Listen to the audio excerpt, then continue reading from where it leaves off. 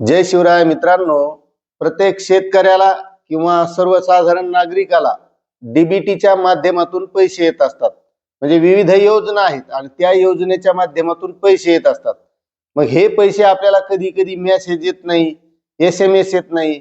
मग हे आले का नाही हे कसं बघायचं, तर ते आजच्या व्हिडिओच्या माध्यमातून आपण बघणार आहोत. मात्र तत्पूर्वी तुम्हाला एक छोटीशी विनंती आहे.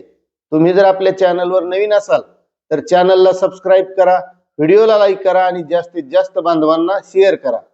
तर मित्रांनो, आपल्याला पीक विमा योजनेच्या माध्यमातून महाडीबीटी योजनेचे पैसे असतील किंवा घरकुलचे पैसे असतील किंवा अतिवृष्टीचं अनुदान असेल किंवा ज्या काही योजना असतात अशा योजनांच्या माध्यमातून, मग त्यामध्ये संजय गांधी निराधार योजना असेल, कोणतीही योजना, अशा बऱ्याच साऱ्या योजना आहेत, विहिरीचं अनुदान असेल, तर हे पैसे आपल्याला कधी कधी खात्यावर आल्याच्या नंतर मेसेज सुद्धा येत नाही. आणि मग आपल्याला हे पैसे आले का नाही हे जर घर बसल्या पाहायचं असेल तर अगदी सोप्या पद्धतीनं PFMS अशी एक प्रणाली आहे आणि त्या प्रणालीवर आपण हे सोप्या पद्धतीनं बघू शकतो.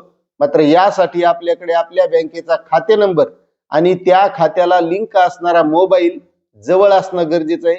आपण हे मोबाईलवर किंवा कॉम्प्युटरवर एकदम सोप्या पद्धतीने पाहू शकतो. कोणाला विचारायची गरज नाही, काहीच नाही. आणि तेच मी तुम्हाला आजच्या व्हिडिओच्या माध्यमातून दाखवणार आहे हे कसं बघायचं. आणि हे बघण्यासाठी आपल्या डिस्क्रिप्शन मध्ये लिंक सुद्धा दिलेली आहे, त्या लिंक वर जाऊन क्लिक करायचं आणि त्यानंतर तुम्ही सुद्धा तुमचं बघायचं. मात्र त्या अगोदर हे कसं बघायचं त्यासाठी हा व्हिडिओ शेवटपर्यंत बघा. तर मित्रांनो, ही आहे पब्लिक फायनान्शियल मॅनेजमेंट सिस्टीम म्हणजे PFMS. या वेबसाईटवर आल्याच्या नंतर आपल्याला इथं पेमेंट स्टेटस हे ऑप्शन दिसतंय. त्यानंतर त्याखाली नाऊ युअर पेमेंट यावर आपल्याला क्लिक करायचं आहे.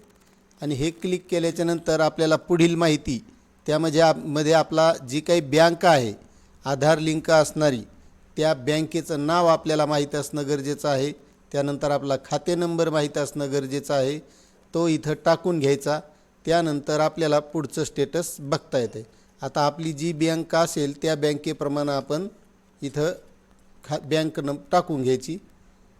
त्यानंतर खाते नंबर टाकायचा इथं.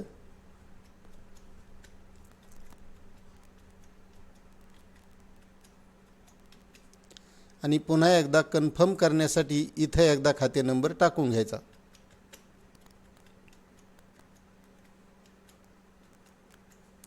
आणि हा जो कॅप्चा कोड आहे तो इथं टाकून घ्यायचा.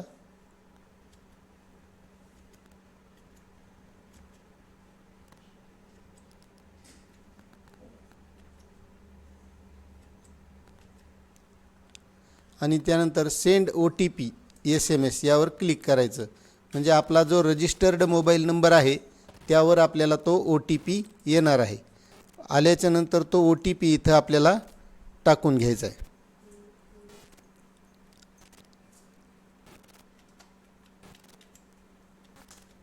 आणि परत एकदा हा जो काही कॅप्चा कोड आहे तो इथं टाकून घ्यायचा आहे.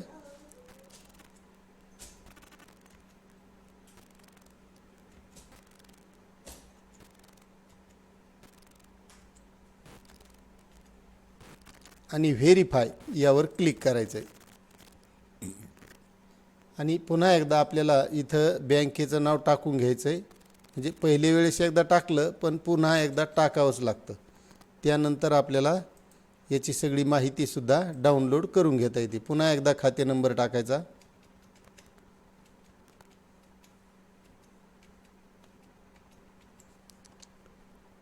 कारण हे पूर्ण व्हेरिफिकेशन झाल्याशिवाय आपल्याला माहिती देणार नाही.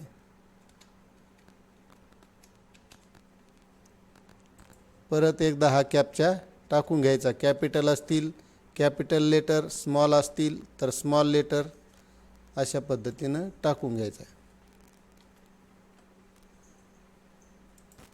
आणि डाउनलोड या बटनवर क्लिक करायचं.